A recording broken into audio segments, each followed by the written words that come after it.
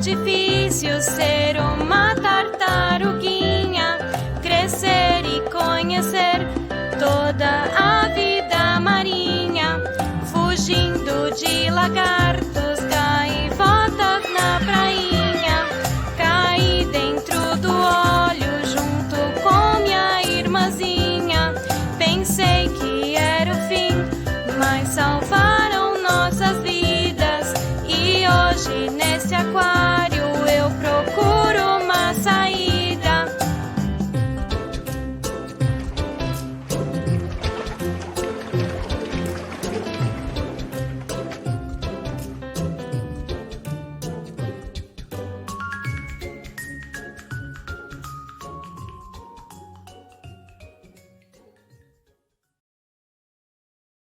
Oi, turma, boa noite. Eu sou a Adriele Cruz, do grupo Calopsitas Raivosas, e hoje eu que vou apresentar para vocês sobre o nosso projeto 3D, Tama, Tuga e o Mar. O subtema que nosso grupo escolheu para retratar foi um desastre nacional, que foi os olhos que atingiram as praias do Nordeste. Para contar de uma forma clara sobre esse desastre, eu acho que a gente pode montar um raciocínio de 3 perguntas principais, que seria o que esse desastre é para as praias, como que esse óleo todo foi parar nelas e quem fez isso.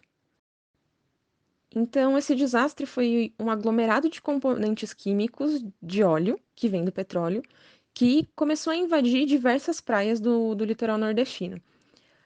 O IBAMA começou registrando as primeiras manchas em agosto de 2019, lá no litoral, nas praias de Tambaba, Gramame e na Praia Bela. Depois, algumas outras praias foram sendo atingidas, que foi a praia de Pojuca e Olinda. Algum tempinho depois, Rio Grande do Norte, o Maranhão, o Ceará, Sergipe, Piauí e Alagoas. Até então, aí que a gente tinha todas essas manchas de óleo atacando e causando aquele desastre, até que essas manchas chegaram na Bahia, que não tinha sido atingida ainda, e por fim, Piaçabuçu, que é onde fica a foz do Rio São Francisco. Agora, respondendo a segunda pergunta, que é como esse óleo todo foi parar nessas praias, até agora a gente não tem uma fonte específica, nem ninguém para apontar. Tudo isso está sob investigação desde 2019, só que existem 3 hipóteses principais e algumas certezas dentro dessas hipóteses. Bom, a certeza é que foram humanos, né?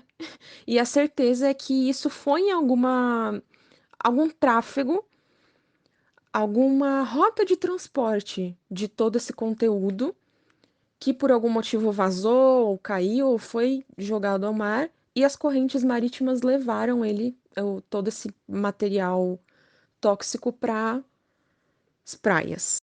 A primeira hipótese seria que um navio fazendo esse transporte afundou e esses barris acabaram ficando no mar, alguns estavam vazando, alguns podem ter sofrido algum impacto no mar, e aquele óleo ficou todo despejado, as correntes marítimas levaram tudo isso até o litoral nordestino. Uma segunda hipótese seria parecida, só que através de um vazamento ou alguém ateando esses barris, só que em alguma rota de transporte ilegal desse material.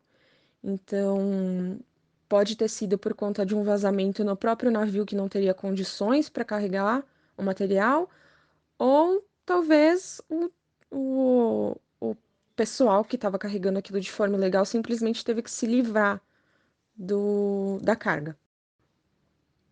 A terceira, a última hipótese, seria um vazamento na Shell, que também está sendo investigado, porque alguns barris da Shell foram encontrados nas praias e com esse componente, com esses mesmos componentes. Só que a Shell alega que não usa o barril para transporte de petróleo, aqueles barris são para lubrificantes. Então a empresa alega isso, e uma das alternativas que a própria empresa Shell deu é que esses barris podem estar sendo desviados da empresa e usados de forma ilegal para transporte do material. Investigações já conseguiram determinar que o petróleo é venezuelano, mas ainda não foi possível identificar como chegaram à costa brasileira. O Ministério do Meio Ambiente trabalha com todas as hipóteses, inclusive a de um vazamento proposital. O ministro Ricardo Salles pediu que o IBAMA intime a Shell a prestar esclarecimentos depois que barris da empresa foram encontrados no litoral de Sergipe. Análises verificaram que o material de dentro do recipiente é o mesmo das manchas nas praias, mas a Shell nega. Por meio de nota, a empresa afirmou que o conteúdo original é um lubrificante para embarcações produzido fora do país. No último sábado, o presidente Jair Bolsonaro disse que os barris podem ser de algum navio que afundou. Então, por fim, a gente não consegue apontar um culpado, seja uma organização, uma pessoa ou alguma empresa, porque tudo isso ainda está sob investigação. Então, esse desastre afetou várias áreas, prejudicou muitas pessoas, começando pelos pescadores, que com toda essa área atingida, os animais atingidos tiveram que parar com a pesca. Também atingiu todo o setor de turismo, porque uma grande parte da verba que todos esses estados têm é por conta do turismo, por conta dessas praias nordestinas. E esse turismo todo teve uma queda de 40% por conta das praias contaminadas, já não é aquela paisagem atrativa para turismo, e isso acabou prejudicando muitos estados e também o pessoal que trabalha com turismo, como, por exemplo, os pessoais das barraquinhas das praias, ou agências, enfim. E um tema também que é muito preocupante, que é o prejuízo à vida marinha, porque não só os animais estão sendo afetados e mortos, como a gente vê nas notícias.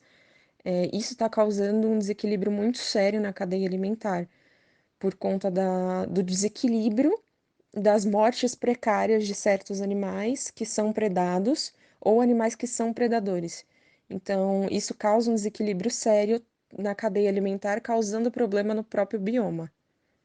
Tama e sua irmã Tuga acabam de nascer em uma praia nordestina. Ao saírem de seus ovos e do buraco na praia, se deparam com uma triste realidade da praia. Um lugar cheio de predadores perigosos como lagartos, gaivotas e caranguejos, além do maior problema: a praia está repleta de óleo, tornando sua primeira impressão da vida feia, suja e destruída por humanos. Elas e suas irmãs tentam atravessar a areia com o intuito de chegar ao mar, mas são atacadas e presas no óleo. Afogadas em meio ao óleo, as irmãs são salvas por uma mão e levadas até uma ONG, onde tentam fugir por não entenderem a situação. Porém, após a tentativa de fuga do tanque, elas são vistas por um funcionário do local que, assustado, olha para as duas filhotes, as pega e leva de volta ao mar. As irmãs finalmente atingem seu objetivo. O conceito de personagens foi pensado num design cartunesco e caricato. As personagens principais, Tama e Tuga, têm um design bem arredondado e carismático. Seu formato também se destaca bastante do cenário, que é feito com formas mais sólidas e quadradas, bem low poly. Pensadas para remeter uma forma humanoide e infantil, sem o distanciamento da imagem de tartarugas, assim criando uma empatia do público pelas personagens, mantendo também a proposta de personagens animais. Seus coadjuvantes também foram criadas de uma forma bem orgânica e arredondada, mas seguindo a personalidade e função de cada um, sendo o caranguejo com sua forma achatada e cara de mal, gaivota com pouquíssima expressão e cabeça pequena para destacar sua falta de inteligência, o lagarto rastejante com sua cabeça triangular e grandes olhos. A nossa animação tem 2 cenários principais. Uma praia fictícia com características das praias nordestinas que foram atingidas pelos óleos e cheia de poluição, com ambiente propício a depósito de ovos de tartaruga.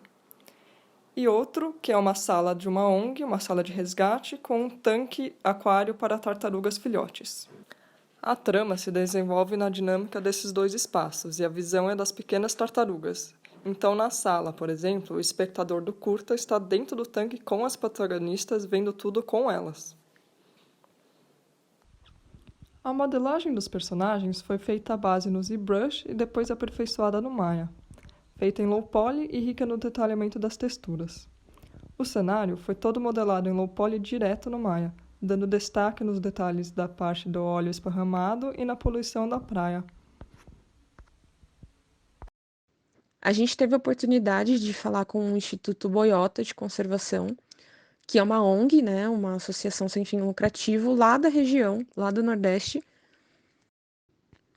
que tem como objetivo principal a conservação da fauna e dos ecossistemas marinhos.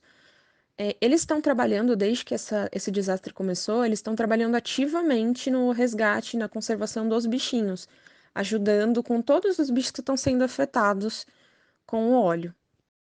Quem conversou com a gente foi o Bruno Stefanes. Ele é um dos fundadores do Instituto, é um biólogo com mestrado em biodiversidade e conservação. Ele foi muito solícito com o grupo e ajudou demais a gente, porque sobre esse desastre a gente precisava realmente ter uma visão um pouco mais próxima de como isso vem atingindo as praias, as pessoas e os animais. Aí depois o IBAMA, né, com o grupo nacional, né, foi que chegou, né, foi onde a gente teve aquela resistência, né, principalmente chega gente de fora que não conhece a realidade e acha que tinham duas pessoas, um carro ia para o norte e um carro ia para o sul. A gente com 10 monitores de moto rodando todo o litoral de Alagoas, era muito mais fácil do que dois carros do IBAMA achar uma mancha de óleo indo para o norte e indo para o sul. A gente pode entender um pouco mais de como esse desastre se espalhou, como ele vem atingindo e a dificuldade que as ONGs estão tendo para trabalhar e para combater esse problema sem um apoio do governo. Ele contou para a gente também que, além de todo esse problema visível, existem vários impactos invisíveis, porque o óleo ainda continua na água, prejudicando os animais, e também os prejuízos que isso traz para a vida humana e para toda a economia da região. Agora, falando do nosso som, foi uma música que foi escrita pela Daniele Morasco do grupo, chamada Tamatug e o Mar, como o nome do projeto, e interpretada por uma parceira, que foi a Marie Todesco, gravado num estúdio, que foi o Estúdio Strondo Beats, localizado lá na comunidade de Heliópolis.